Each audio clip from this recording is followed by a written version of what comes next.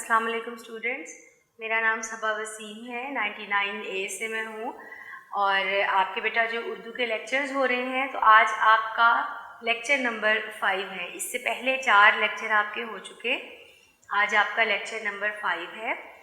आपके पहले हम जो 4 लेक्चर हो चुके हैं, तो उन लेक्चर्स में हमने अपना एक चैप्टर पढ़ा, अपना पहला सबक पढ़ा। आपको सबसे पहले मैंने आपके पूरे पेपर पैटर्न के बारे में बताया कि बोर्ड का जो आपका पेपर पैटर्न है, किस पैटर्न पे आपका पेपर आएगा, आपके पास कितने सफ़हात होंगे, आप कितने वक्त में कोशिश करेंगे अपने पेपर को मुकम्मल करने की। तो ये सब कुछ मैंने आपको पहले आपके लेक्चर में बताया। फिर हमने अपना पहला सबक शुरू किया, हिजरत नबी सल्लल्लाहु अलैहि वसल्लम। फिर हम अपना उर्दू बी की तरफ आए और उसमें हमने ख़त और दरख्वास्त का पैटर्न जो है उसको पहले अच्छी तरह से समझा, किस तरह ख़त और दरख्वास्त का पैटर्न लिखा जाता है और आपको उसमें कौन कौन सी गलतियाँ अमूमन जो बच्चे करते हैं और जो आपको नहीं करनी। इसके बाद हमने अपना पहला ख़त भी पढ़ा और दरख्वास्त का पैटर्न मैंने आपको लिख के बता दिया था, लेकिन दरख्वास्त हमने पढ़ी नहीं थी। आज हम वहीं से अपना शुरू करेंगे लेक्चर नंबर 5। पैटर्न उस दिन तो मैंने आपको बताया था, लेकिन एक मरतबा फिर से मैं यहाँ पे आपको वो पैटर्न लिख के बता रही हूँ दरख्वास्त का। जैसे मैंने आपको उस दिन बताया था, तो यकीनन याद भी होगा बहुत से बच्चों को। तो बखिदमत जनाब प्रिंसिपल, इसके बाद कॉमा, गवर्नमेंट स्कूल और फिर अलिफ बे जीम। और मैंने आपको ये बताया था कि बेटा आपने स्कूल का नाम नहीं लिखना जब आपने पैटर्न लिखना है। पैटर्न में स्कूल का नाम नहीं लिखा जाता। यहाँ पर आप यूनिक स्कूल नहीं लिखेंगे, बल्कि आप क्या लिखेंगे, गवर्नमेंट स्कूल लिखेंगे। और ये जो आपका पैटर्न है, ये पूरा आपका एक ही लाइन में पूरा आना चाहिए। आप ये नहीं करेंगे कि यहाँ तक आ गया, बाकी का हिस्सा आप नीचे वाली लाइन में ले आएँ, तो इस तरह से आप नहीं करेंगे। आपने इसको पूरे पैटर्न को एक ही लाइन में लिखना है। अगर आप इसको नहीं लिखेंगे एक लाइन में, आपने इसको ठीक भी लिखा है, तो फिर भी आपकी इसकी नेगेटिव मार्किंग की जाएगी, आपके नंबर कटेंगे इसके। तो बेटा ये एक ही लाइन में हमारा ये पैटर्न पूरा आए। चूँकि आपको मैंने पहले भी बताया था, आपकी पहली 4 दरख्वास्तें सदर मुअल्लम के नाम है, प्रिंसिपल, जिसको सदर मुअल्लम कहा जाता है। तो ये एक पैटर्न अगर आप अच्छी तरह से याद करते हैं, तो चारों दरख्वास्तों के लिए वो आप वही पैटर्न लिखेंगे, क्योंकि चारों के चारों सदर मुअल्लम के नाम ही हैं। अच्छा जी, अगली लाइन पे अब हम आएंगे, वो है जनाबे आली। और मैंने आपको ये भी बताया था बेटा, जनाबे आला कोई लफ्ज़ नहीं है, इस पर खड़ी ज़बर आप नहीं लगाएंगे। सही लफ्ज़ जनाबे आली है। मुज़क्कर मुअन्नस दोनों सीगों के लिए यही इस्तेमाल होता है। जनाबे आलिया भी कोई लफ्ज़ नहीं है, तो जनाबे आली सही लफ्ज़ है और आप यही लिखेंगे। इसके आगे आप इस्तिजाबिया की अलामत लगाएंगे। अगर ये नहीं लगाएंगे तो भी आपके इसके नंबर कटेंगे और इसके ऊपर खड़ी ज़बर आप नहीं लगाएंगे। इसको चाहे आप लाइन के दरमियान में लिखें, चाहे लाइन के शुरू में लिखें, इससे कोई फ़र्क नहीं पड़ता। बस इसमें इमला की गलती ना करें और ये अलामत का ध्यान रखें। आप ये नफ्से मज़मून जितनी भी आपको आपकी दरख्वास्त लिखनी है, लेफ़्ट साइड पे मैंने उस दिन भी आपको बताया आप क्या लिखेंगे, दरख्वास्त गुजार। उसके बाद आप क्या लिखेंगे, तालिबे इल्म, जमात नहम, और आखिर में फिर आप क्या लिखेंगे, अलिफ बे और जीम। और जहाँ पर आपने लिखा तालिब इल्म जमात नहम, दाईं तरफ दाएं हाथ उसके बिल्कुल सामने आप यहाँ पर तारीख लिखेंगे। जो भी तारीख जिस पे आप अपना पेपर दे रहे हैं, मिसाल के तौर पर अगर आप यहाँ पर लिखते हैं 18 मई 2020, तो यहाँ पर आप तारीख लिखेंगे। और अगर ये आप नहीं लिखेंगे, तो चूँकि इसका एक नंबर होता है, तो आपका ये एक नंबर फिर कट जाएगा। तो बेटा ये पैटर्न है जिसको आपने बहुत अच्छी तरह से याद रखना है। पैटर्न अच्छी तरह याद करें। बीच में आप दरख्वास्त लिखें 1 से 1.5 सफ़े की। अमूमन दरख्वास्त जो है, ख़त जो है, वो 1 से 1.5 सफ़े का आप लिखें। ज़ाती नोयत के जो खतूत होते हैं, तो आपको बहुत अच्छे नंबर मिलते हैं। दरख्वास्त आप एक भी मुकम्मल पूरे सफ़े की लिखते हैं, तो आपको उसके भी अच्छे नंबर मिलते हैं। मैंने पहले भी कहा था, आप जिस भी काम के लिए दरख्वास्त लिख रहे हैं या आप जिस भी मकसद के लिए ख़त लिख रहे हैं, तो उस मौजू से मुतल्लिक़ आप कोई भी आयत का तर्जुमा, हदीस का तर्जुमा, कोई कॉल, यानी हवाला आप कोई भी दे सकते हैं और उस हवाले को बीच में आप मार्कर से हाईलाइट करके इन्वर्टेड कॉमास लगाकर आप उसको भी लिखें। तो ये भी एक बहुत अच्छा इंप्रेशन आता है आपके ख़त में या आपकी दरख्वास्त में। तो इन छोटी छोटी चीज़ों का ध्यान रखिए। تو بیٹا آج ہم اپنی پہلی درخواست جو ہے وہ ہم پڑھیں گے. جس طرح ہم نے اس دن اپنا خط پڑھا تھا تو آج ہم اپنی پہلی درخواست پڑھیں گے. ہاں جی، صدر معلم کے نام ہے آپ کی درخواست. چھٹی کی درخواست بوجہ ضروری کام. آپ کو چھٹی چاہیے اور کوئی ضروری کام ہے جس کی وجہ سے آپ کو چھٹی چاہیے. تو ہماری پہلی درخواست ہے، پیٹرن وہی ہے. آپ اگر اپنے نوٹس کھول کے دیکھیں گے تو یونیک نوٹس میں پیٹرن کو بھی بالکل اسی طرح جو بورڈ میں آپ کو پیٹرن لکھنا چاہیے وہ لکھ کے دیا گیا ہے. آپ کی قواعد و انشاء کتاب میں جو درخواستیں دی گئی ہیں، میں نے آپ کو اس دن بھی بتایا تھا، وہ بہت زیادہ تفصیل سے نہیں لکھی گئیں، بہت چھوٹی سی 2-4 لائنیں بنا کے ان کو لکھ دیا گیا. لیکن یہاں آپ کو ایک بہت اچھی اور مکمل درخواست لکھ کے دی گئی ہے. آپ چاہیں تو اپنے الفاظ کا کچھ اضافہ بھی کر سکتے ہیں. اگر کچھ الفاظ آپ کو مشکل لگتے ہیں تو آپ اس کی جگہ اس کا مطلب یعنی اس کو آسان کر کے بھی لکھ سکتے ہیں. لیکن آپ کی سہولت کے لیے، آپ کی بہتر رہنمائی کے لیے اچھے طریقے سے آپ کو ایک طرح سے لکھ کے دے دی گئی تاکہ آپ کو زیادہ مشکل نہ ہو. تو بیٹا ہم اپنی درخواست پڑھیں گے. چھٹی کی درخواست بوجہ ضروری کام بخدمت جناب ہیڈ ماسٹر گورنمنٹ اسکول الف ب ج. جناب عالی، بڑے ادب سے التماس ہے. التماس کسے کہتے ہیں؟ گزارش کو، کسی سے گزارش کرنا. ظاہری بات ہے جب آپ کسی سے درخواست کرتے ہیں تو چونکہ آپ کو اس سے گزارش کرنی ہے تو ہمیشہ درخواست کی جو پہلی 1-1.5 لائن ہے اس میں آپ جس کے نام درخواست لکھ رہے ہیں اس کے مقام مرتبے کو بیان کیا جاتا ہے، اس کو عزت اور تکریم دی جاتی ہے تاکہ آپ اپنی بات جو بیان کرنے جا رہے ہیں وہ اس پر غور کریں اور پھر اس کو مان سکے. تو بڑے ادب سے التماس ہے کہ فدوی جماعت نہم فریق اے کا طالب علم ہے، میں باقاعدگی سے اسکول آتا ہوں. اچھا جی، فدوی کا لفظی مطلب تو ہوتا ہے فدا ہو جانے والا، آپ پر قربان ہو جانے والا. یہ چند ایک ایسے مخصوص الفاظ یا اصطلاحات ہوتی ہیں جو ہم خاص طور پر درخواست کے لیے استعمال کرتے ہیں. چونکہ ہمیں کسی سے گزارش کرنی ہے، درخواست کرنی ہے، تو اس کے لیے اس طرح کے مخصوص الفاظ جو ہیں وہ استعمال کیے جاتے ہیں. لیکن یہاں مراد کیا ہے؟ فدوی سے میں یعنی جو درخواست لکھ رہا ہے.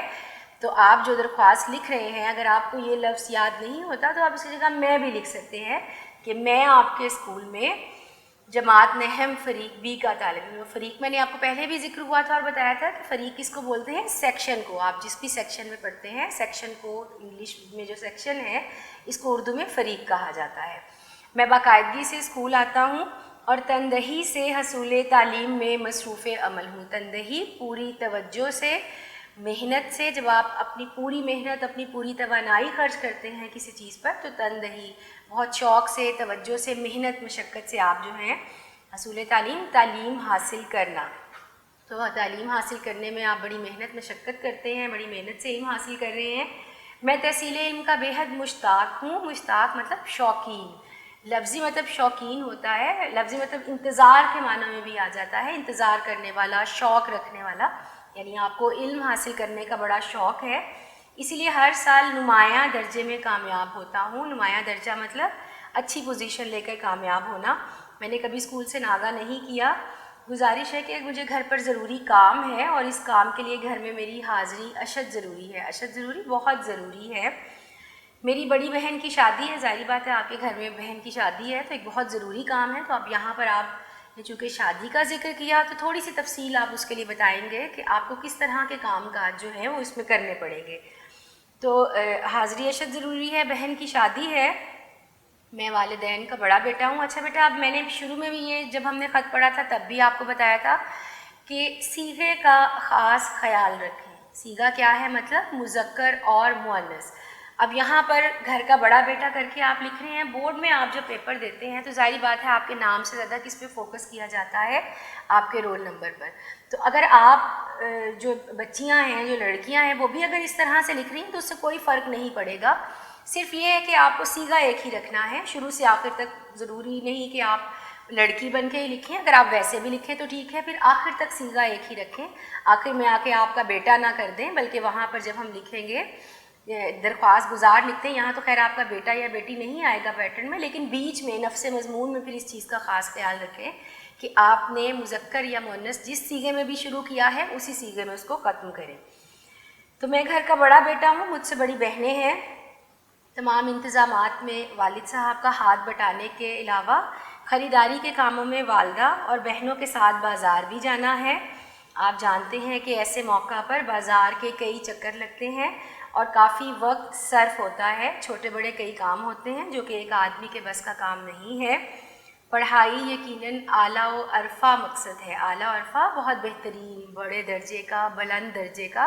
تو پڑھائی چونکہ ایک بہت اہم فریضہ ہے، ایک بہت اہم مقصد ہے، لیکن رشتوں ناتوں کی ذمہ داریاں بھی اپنی جگہ بہت اہم ہیں، لیکن چونکہ ظاہری بات ہے انسان رشتے ناتوں سے جڑا ہے، ہمیں اپنے ارد گرد جو ہے ان تمام چیزوں کو بھی ہمیں دیکھنا ہے۔ جیسے میں نے آپ کو بتایا، کوئی بھی حوالے کی کوئی بھی چیز کو آپ مینشن کریں، مارکر سے نمایاں کر کے لکھیں، یا حقوق العباد کی اہمیت کے بارے میں کسی آیت کا ترجمہ یا حدیث کا ترجمہ آپ کو یاد ہے تو مارکر سے انورٹڈ کاماز لگا کر اس کو نمایاں کر کے آپ یہاں پر لکھ سکتے ہیں۔ تو رشتہ ناتوں کی اہمیت بھی بہت ہے، پڑھائی بھی اپنوں کے کام آنا ہی سکھلاتی ہے، اور جو پڑھائی بھی ہے وہ ہمیں کیا سکھاتی ہے؟ اپنوں کے کام آنا۔ اور پڑھ لکھ کر انسان گھر والوں کا دست و بازو ہی بنتا ہے۔ دست و بازو، دست ہاتھ کو کہا جاتا ہے، بازو ہاتھ اور بازو، لیکن یہ لفظ استعمال ہوتا ہے مددگار کے طور پر۔ جب کوئی آپ کا مددگار ہو، آپ کا مدد کرنے والا ہو، کاموں میں آپ کے ساتھ ہو، تو اس کے لیے دست و بازو کا لفظ ہم استعمال کرتے ہیں۔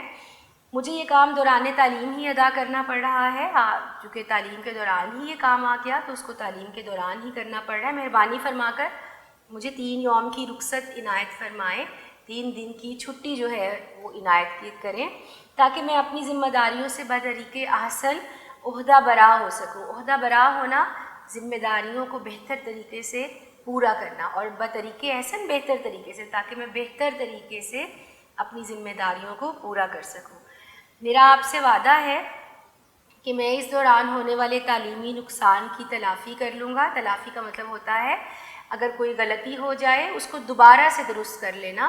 تو مراد کیا ہے؟ جو آپ کا سبق رہ گیا پڑھنے سے، یا جو آپ نہیں پڑھ سکے، جو آپ کی چھٹیاں ہوئیں یا تعلیمی نقصان ہوا، آپ دوبارہ سے محنت کر کے اس کو مکمل کر لیں گے، اور اضافی وقت دے کر چھوٹے ہوئے اسباق کی تیاری کر لوں گا۔ اور جو کچھ رہ گیا، جو آپ نہیں پڑھ سکے اپنی چھٹیوں کی وجہ سے، تو بعد میں اور زیادہ وقت دے کر آپ اس کو مکمل کریں گے۔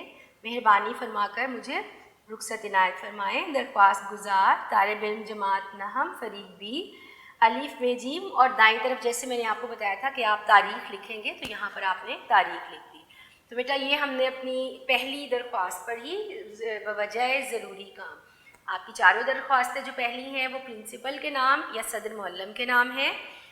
یہ ضروری کام کے لیے آپ کو لکھنی تھی، تو آپ نے اپنی بہن کی شادی کا ذکر کیا، پیٹرن بھی میں نے آپ کو لکھ کے بتا دیا، درخواست پڑھ لی، اس میں جو مشکل الفاظ تھے ان کے معنی بھی آپ کو بتا دیے۔ اگر آپ اسی طرح سے لکھ سکتے ہیں بہت بہتر ہے، اگر آپ کو کچھ الفاظ مشکل لگتے ہیں، چونکہ میں نے ہر ایک کا معنی بتا دیا، تو آپ ان کے معنی بھی ان جگہ پر متبادل اس کے لکھ سکتے ہیں۔ تو آپ نے اچھی طرح سے اس کو پڑھنا ہے اور اس کو یاد کرنا ہے۔ تو بیٹا ہم نے اپنا خط پڑھ لیا، اپنی درخواست پڑھ لی۔ اب یہاں پر اس کے بعد جو میں آپ کو کرواؤں گی وہ ہیں آپ کے واحد جمع۔ میں نے آپ کو بتایا تھا کہ جو آپ کے ایم سی کیوز آتے ہیں، آپ کے 15 بیٹا آپ کے ایم سی کیوز ہوتے ہیں بورڈ کے پیپر میں۔ آپ کو میں نے بتایا تھا آپ کی کتاب 3 حصوں پر مشتمل ہے، حصہ نثر، حصہ نظم اور حصہ غزل۔ آپ کے حصہ نظم اور نثر میں سے آپ کو 7-8 ایم سی کیو آئیں گے، 2 سے 3 حصہ نظم اور غزل میں سے آئیں گے، اور 4 جو آپ کے ایم سی کیو ہوتے ہیں جس کو ہم زبان و بیان کے ایم سی کیوز بولتے ہیں، یعنی مذکر مؤنث میں سے ایک، واحد جمع میں سے، متضاد اور مترادف۔ یہ وہ 4 آپ کے ایم سی کیوز ہیں جو ان میں سے لیے جاتے ہیں۔ تو ہمارے پاس قواعد و انشاء کتاب میں جن جن صفحات پر واحد جمع موجود ہیں وہ ہم بہت اچھی طرح سے یاد کریں گے، ان کو ہم پڑھیں گے، پھر ان کو یاد کریں گے۔ اس کے علاوہ آپ کی کتاب میں، جو آپ کی کتاب ہے اس میں ہم جب مشق پڑھتے ہیں اپنے سبق کے آخر میں جو مشق دی گئی ہے، اگر وہاں آپ کو واحد جمع آ گئے ہیں تو آپ ان کو بھی اچھی طرح سے یاد رکھیں گے، وہ بھی آپ سے پوچھے جا سکتے ہیں۔ اور یہ بھی میں نے آپ کو بتا دیا تھا کہ آپ کو کس صورت میں آتے ہیں، ایم سی کیوز کی صورت میں۔ اس طرح سے نہیں ہوگا کہ آپ کو واحد لکھ کے دے دیے گئے اور کہا جائے گا کہ آپ آگے اس کے جمع لکھیں، بلکہ کس طرح سے ہوگا کہ آپ کو جو واحد جمع ہے ایم سی کیو ہی کی فارم میں آئیں گے۔ جیسے مثال کے طور پر میں آپ کو ایک یہاں پر لکھ کے بتاتی ہوں، جیسے ہمارا پہلا ہی لفظ ہے فعل۔ اب یہ فعل ہے فے، عین اور لام، یعنی جس کا مطلب ہوتا ہے کام، کوئی بھی کام کرنا۔ اچھا جی، آپ کو کس طرح سے آتا ہے کہ لفظ फेल की जमा है। और नीचे आपको 4 ऑप्शंस दे दी जाती हैं।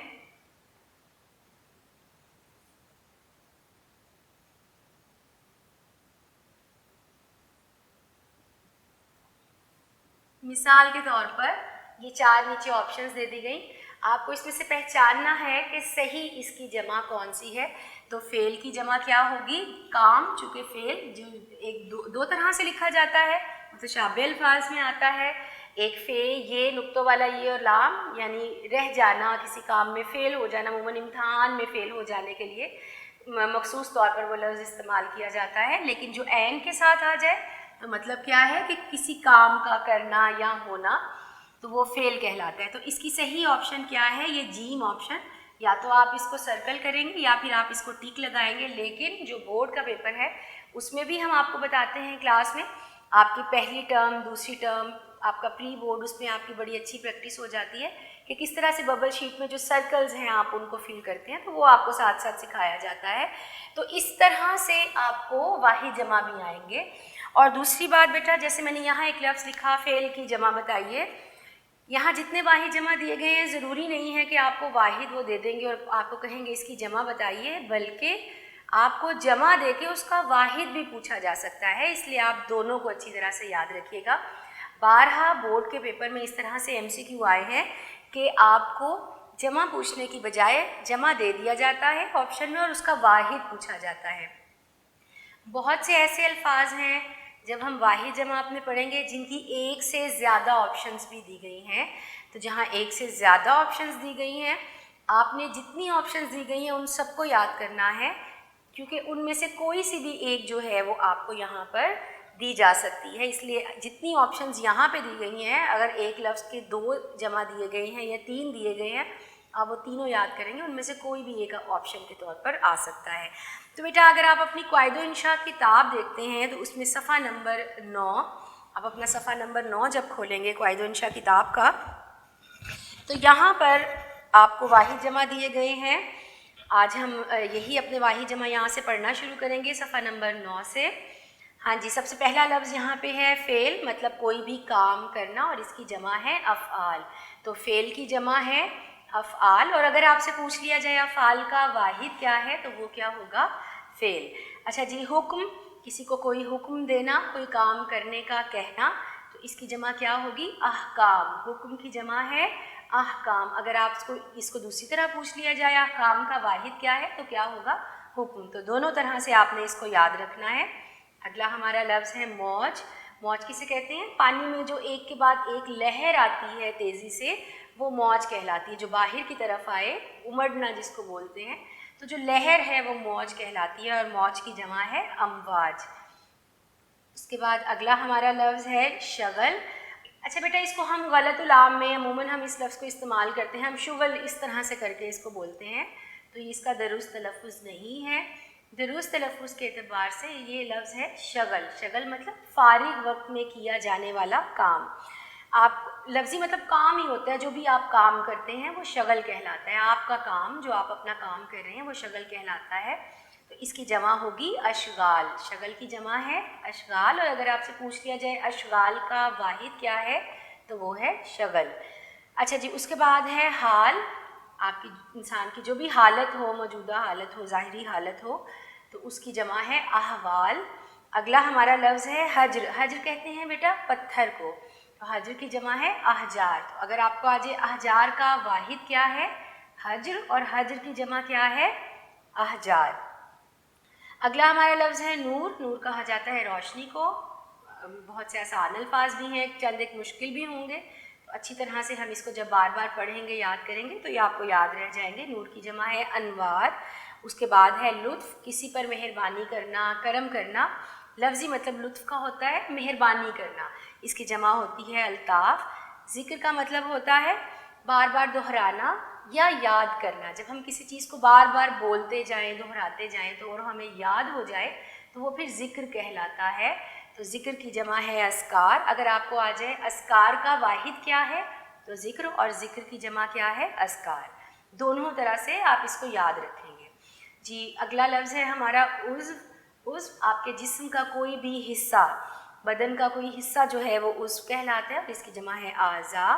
اس کے بعد ہے علم. علم کہا جاتا ہے دکھ کو، دکھ یا غم کو، اور اس کی جمع ہے آلام. اچھا بیٹا علم جو ہے اب آگے چونکہ ہم آگے بھی پڑھیں گے، یہاں پہ علم اس طرح سے لکھا ہے.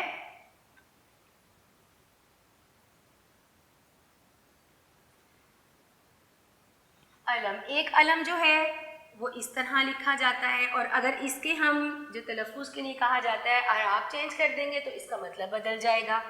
الف سے علم غم، دکھ، تکلیف.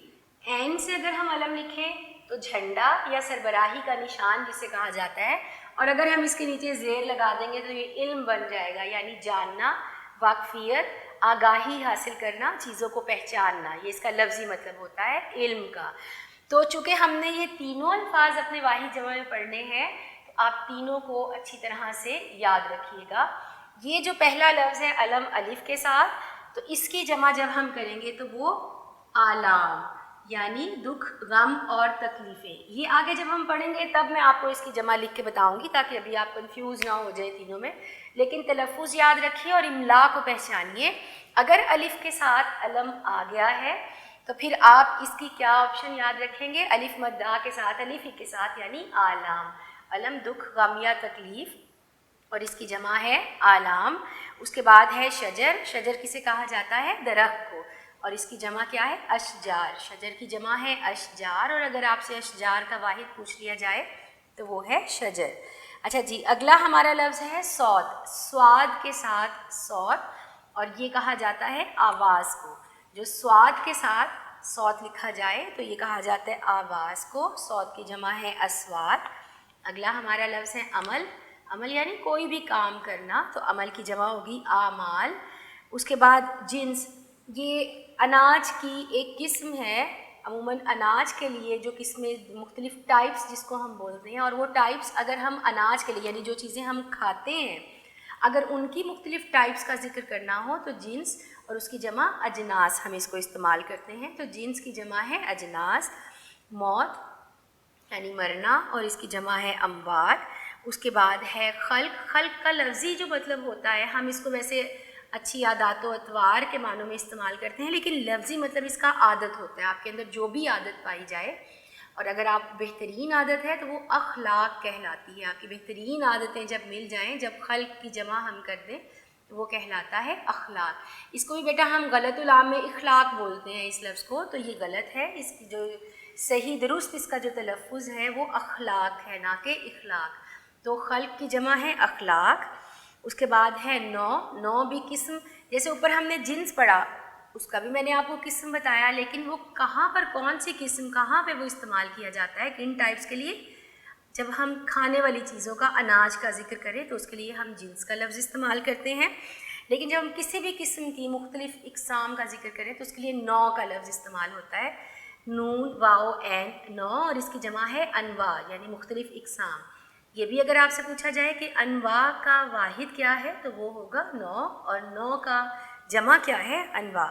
اگلا ہمارا لفظ ہے بیٹا لفظ. مختلف جو لفظ ہوتے ہیں جو ہم پڑھتے ہیں، بولتے ہیں، سنتے ہیں، اور اس کی جمع کیا ہے؟ الفاظ. تو بیٹا یہ ہمارا صفحہ نمبر 9 قواعد انشاء کتاب کا، جہاں سے آپ کے واحد جمع شروع ہو رہے ہیں، یہ ہم نے آج پڑھا ہے. جو آپ کو واحد دیے گئے اس کے جمع آپ کو یاد کرنے ہیں، اور جب آپ جمع یاد کریں گے ساتھ ساتھ واحد بھی بولتے جائیں گے، کیونکہ ضروری نہیں کہ آپ کو واحد دے کے جمع پوچھا جائے، بلکہ آپ کو جمع دے کے اس کا واحد بھی پوچھا جا سکتا ہے. دونوں طرح سے پوچھا جا سکتا ہے، تو آپ ان دونوں کو اچھی طرح سے یاد رکھیں گے. تو ابھی ہم نے اپنی درخواست پڑھی، ساتھ میں ہم نے اپنے واحد جمع پڑھے. اچھا بیٹا آپ اپنی قواعد انشاء کتاب ہی میں اگر آپ صفحہ نمبر 20 پر آتے ہیں، صفحہ نمبر 20 قواعد انشاء کتاب میں، وہاں آپ کو متضاد اور مترادف دیے گئے ہیں. اچھا بیٹا متضاد جو لفظ ہے، ہمارا جو لفظ ہے متضاد، یہ واحد جمع چونکہ اب ہمارے ہو گئے کہ اب آپ کے وہ زبان و بیان کے آپ کے MCQs ہیں، یعنی وہ 4 MCQs جو آپ کو پیپر میں آتے ہیں، واحد جمع، متضاد، مترادف اور مذکر مؤنث جو میں نے آپ کو بتایا. تو آج کچھ ہم نے اپنے واحد جمع پڑھے، کچھ میں آپ کو متضاد پڑھاؤں گی آج. متضاد جو لفظ ہے یہ ضد سے نکلا ہے. ضد مطلب اس کے الٹ جانا، اس کے مخالف بات کرنا، اس کے مخالف معنی دینا. بہت آسان ہے، بچوں کو اچھی طرح سے یاد ہو جاتے ہیں. اپوزٹ جس کو آپ بولتے ہیں، ورڈ اپوزٹ جو آپ چھوٹی کلاسز سے یاد کرتے آئے ہیں. آپ کے الفاظ متضاد، یعنی آپ نے اس کا اگر صبح ہے تو کیا ہم لکھیں گے شام، اگر دن ہے تو کیا لکھیں گے رات، نرم ہے تو سخت، مطلب اس کے الٹ بات کرنا، اس کی ضد بنانا، اس کی ضد نکالنا. تو یہ آپ کا متضاد کہلاتا ہے. تو آپ کے صفحہ نمبر 20 پہ اوپر ایک جو کالم دیا گیا ہے وہ آپ کے متضاد کا ہے. آج ہم اپنے متضاد بھی پڑھیں گے. یہ بھی بیٹا آپ کو کس طرح سے آئیں گے، اسی طرح MCQ ہی کی فارم میں. یہ بھی میں آپ کو یہاں پر ایک لکھ کر بتا دیتی ہوں. مثال کے طور پر وہ آپ سے پوچھتے ہیں کہ لفظ آغاز کا متضاد ہے. نیچے آپ کی 4 آپشنز ہیں.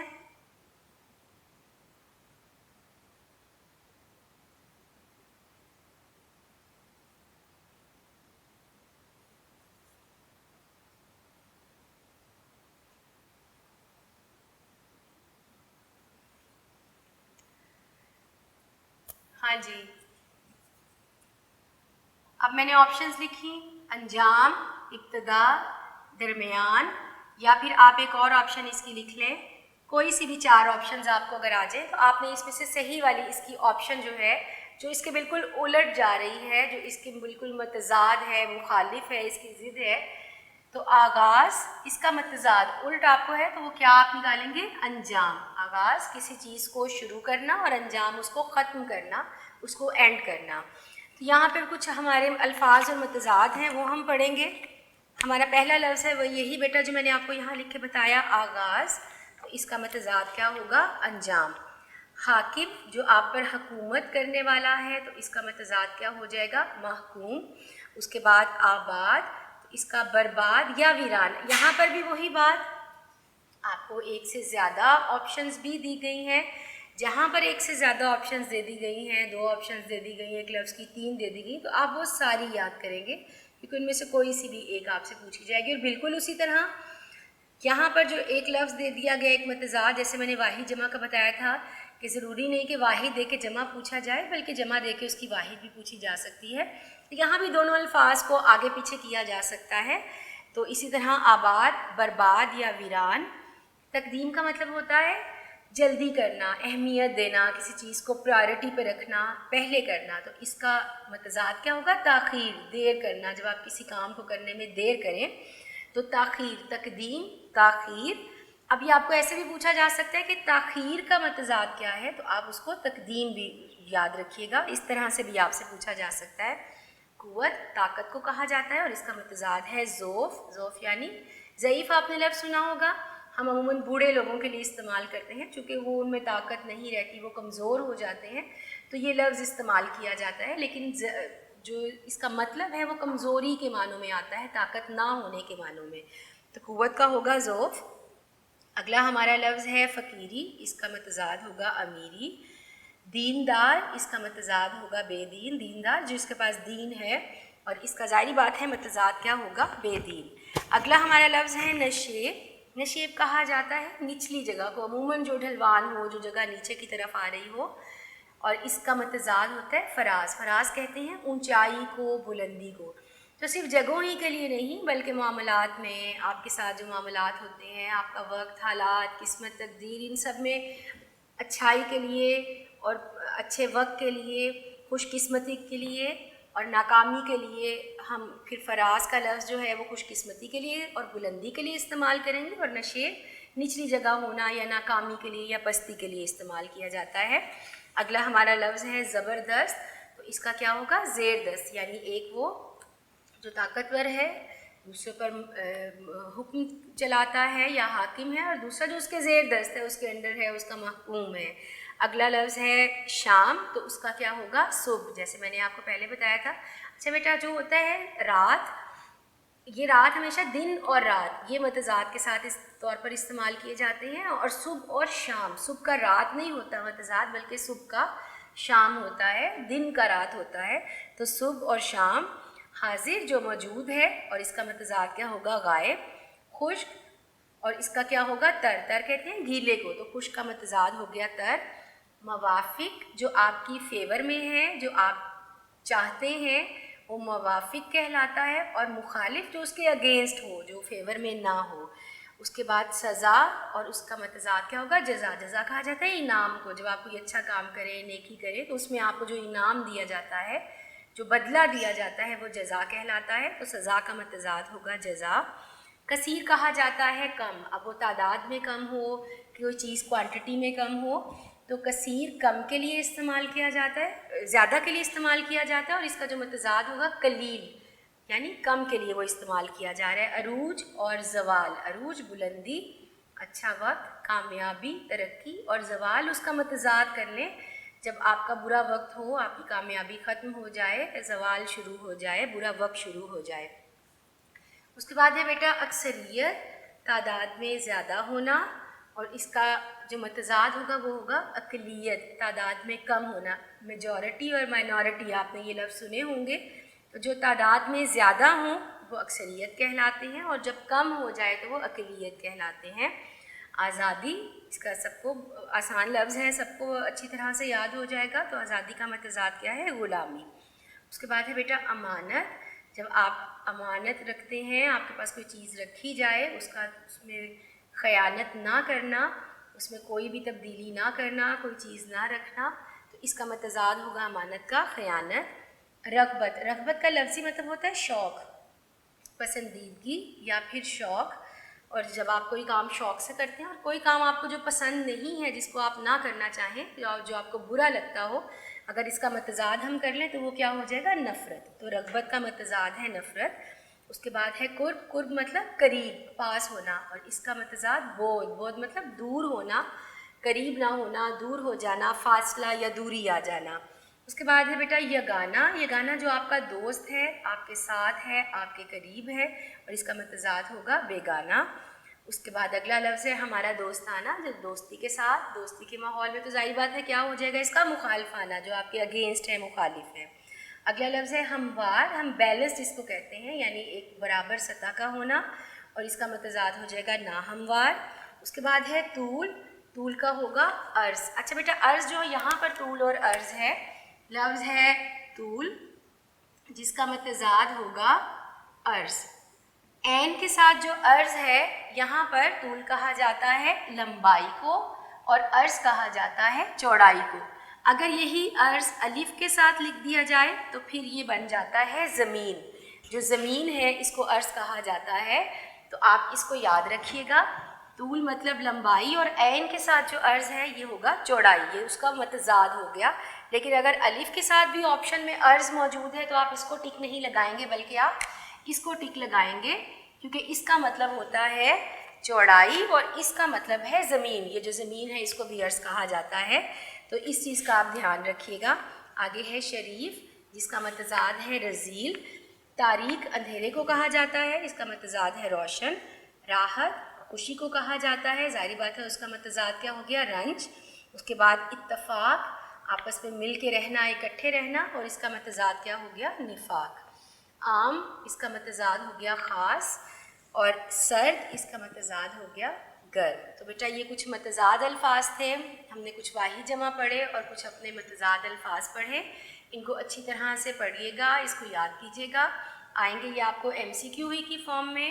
اور ضرور، جیسے میں نے شروع میں بھی بتا دیا تھا کہ ضروری نہیں کہ واحد کے ہی جمع پوچھے جائیں، جمع کے بھی واحد پوچھے جا سکتے ہیں.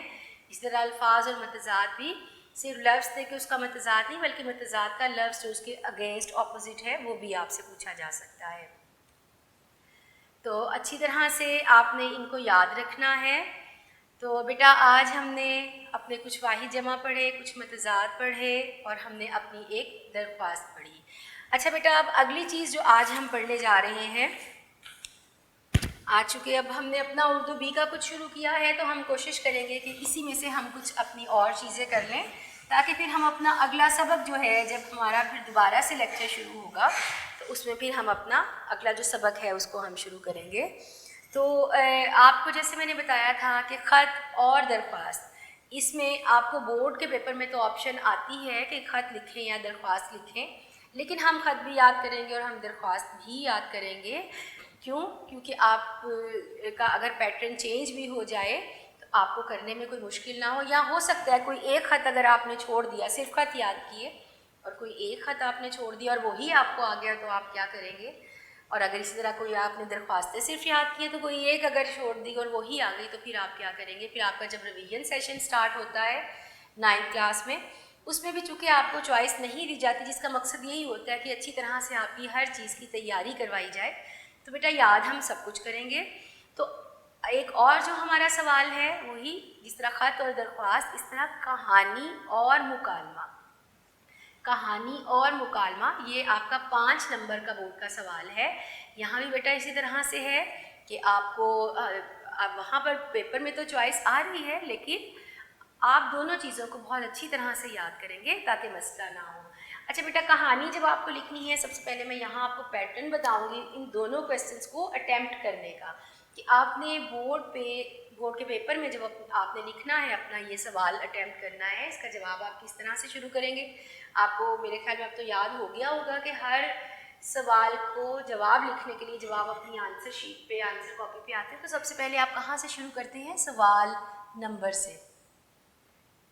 اور سوال نمبر آپ کون سا لکھتے ہیں؟ جو آپ کو کویسچن پیپر میں دیا گیا ہے, آپ اپنا وہ سوال لکھتے ہیں. مثال کے طور پر سوال نمبر 6 آپ نے لکھا, آپ کہانی لکھنے لگے ہیں, تو آپ کیا ہے, آپ ہیڈنگ دے رہے ہیں اپنی کہانی.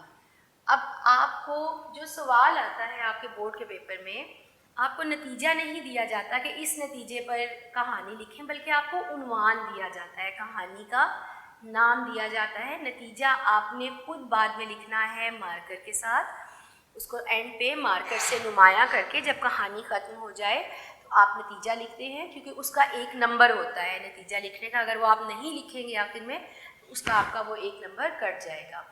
تو بیٹا آپ نے کہانی جو لکھنی ہے, اب کہانیوں کے لیے ایسے ہے کہ آپ کی قواعد و انشاء کتاب میں کچھ کہانیاں آپ کو دی گئی ہیں, لکھ کے دی گئی ہیں, کچھ آپ کو عنوان دے دیے گئے ہیں. آپ کہ یہ والی کہانیاں بھی آپ کو آ سکتی ہیں, وہ آپ کو پھر آپ کے یونیک نوٹس میں آگے وہ ساری کہانیاں جو ہیں وہ لکھ کے دے دی گئی ہیں تاکہ آپ ان کو آسانی سے بعد میں یاد کر سکیں. تو کہانی آپ نے لکھنی ہے, یہاں آپ نے اپنی ساری کہانی لکھی اور پھر آخر میں آپ نے کیا لکھنا ہے, اس کا نتیجہ آپ نے یہاں پر آگے مارکر سے لکھنا ہے, کیونکہ اس کا آپ کو پھر ایک نمبر ہوتا ہے الگ سے نتیجے کا. تو بیٹا آپ نے کہانی لکھتے ہوئے کیا کرنا ہے کہ آپ کی قواعد و انشاء میں جیسے چند ایک کہانیاں دی گئی ہیں, جب ہم ابھی اس کو پڑھنا شروع کریں گے تو قواعد و انشاء کتاب والی جو آپ کی کہانیاں ہیں, عموماً بورڈ میں جو کہانیاں آتی ہیں آپ کو, وہ انہی کہانیوں میں سے آتی ہیں جو کہ قواعد و انشاء کتاب میں دی گئی ہیں.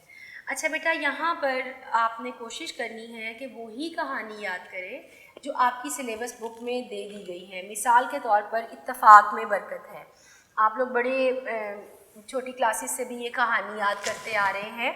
اس میں آپ کسان اور اس کے 4 بیٹوں والی کہانی بھی آپ نے پڑھی ہوگی, آپ وہ بھی لکھیں تو اس کا نتیجہ یہی ہے, اتفاق میں برکت ہے. آپ کبوتروں کے غول کی جو ایک کہانی تھی وہ لکھیں, اگر اس کا بھی نتیجہ یہی ہے, اتفاق میں برکت ہے. لیکن آپ کی کتاب میں کون سی دی گئی ہے؟ 2 بیلوں کی کہانی دی گئی ہے.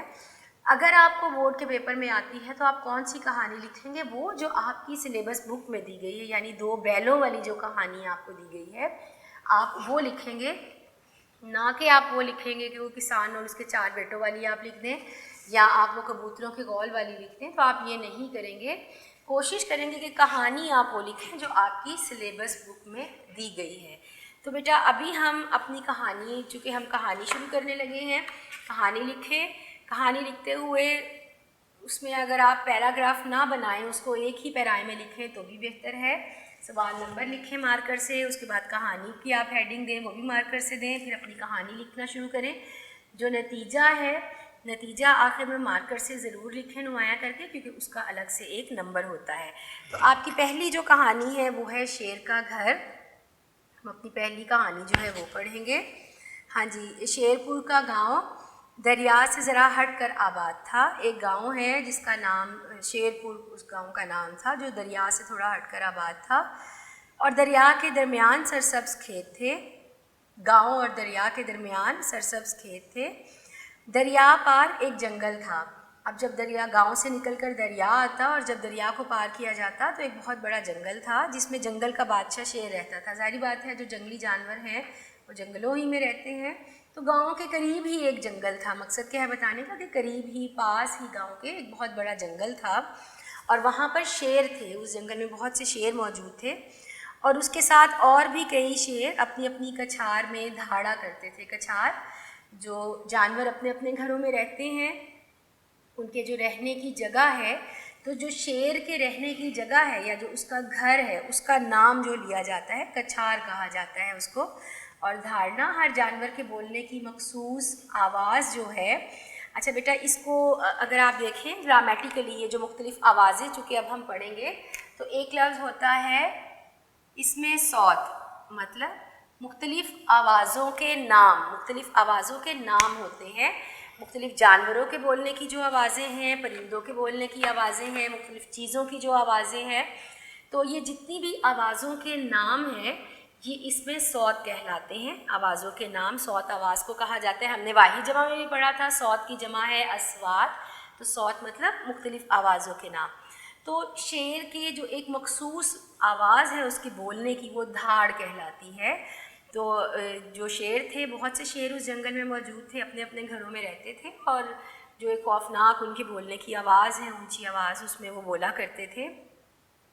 دریا کو کشتی کے ذریعے عبور کیا جاتا تھا اور جو بیچ میں دریا تھا اس کو کشتی کے ذریعے پار کیا جاتا تھا کیونکہ دریا پر کوئی پل نہ تھا. اب اگر کسی کو دوسری طرف جانا ہے یعنی جنگل کی طرف جانا ہے کسی مقصد کے لیے, کسی کام کے لیے, لکڑیوں کی ضرورت کسی کو پڑ گئی, درخت چونکہ وہاں پر بہت موجود ہیں, تو پل تو تھا نہیں, کشتی کے ذریعے اس دریا کو پار کیا جاتا تھا.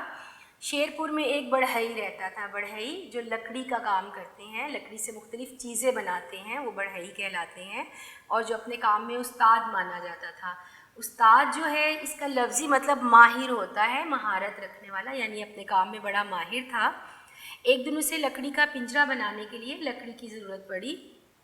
اس نے ایک بڑا سا پنجرا بنانا تھا کسی بھی جانور کے لیے یا کسی بھی مقصد کے لیے, تو اس کو لکڑیوں کی ضرورت تھی اور ظاہری بات ہے اس کے لیے اس کو جنگل جانا پڑا. وہاں پر چونکہ درخت وافر مقدار میں موجود ہیں تو اس کو لکڑیاں چاہیے تھیں. اس نے الصبح, اچھا بیٹا الصبح مطلب صبح سویرے. اگر آپ کو یہ لفظ مشکل لگتا ہے یاد کرنے میں یا اگر آپ کو لگتا ہے کہ آپ املا میں اس کی غلطی آپ سے ہو جائے گی تو صبح سویرے جو اس کا مطلب ہے آپ وہ بھی یہاں پر لکھ سکتے ہیں. اس نے اپنے بیٹے کو ساتھ لیا اور دریا کے پار جنگل میں چلا گیا. ایک درخت سے لکڑی کاٹی اور پنجرا بنانے لگا. وہ اپنے کام میں مصروف تھا کہ ایک شیر آ گیا اور بولا, بڑے میاں کیا بناتے ہو؟ اچھا بیٹا یہ ایک تمثیلی انداز ہوتا ہے کہانی کو لکھنے کا, بیان کرنے کا. اب ظاہری بات ہے جو شیر ہے وہ تو انسان سے بات چیت نہیں کر سکتا, لیکن مراد کیا ہوتا ہے کہ آپ کو کوئی ایک اخلاقی سبق دینا, اس طرح سے ایک کہانی بنانا, ایک سٹوری بنانا کہ جس کا آخر میں جو نتیجہ ہے وہ ایک مقصد کے طور پر نکلے اور دوسروں کو کوئی نہ کوئی سبق دیا جا سکے.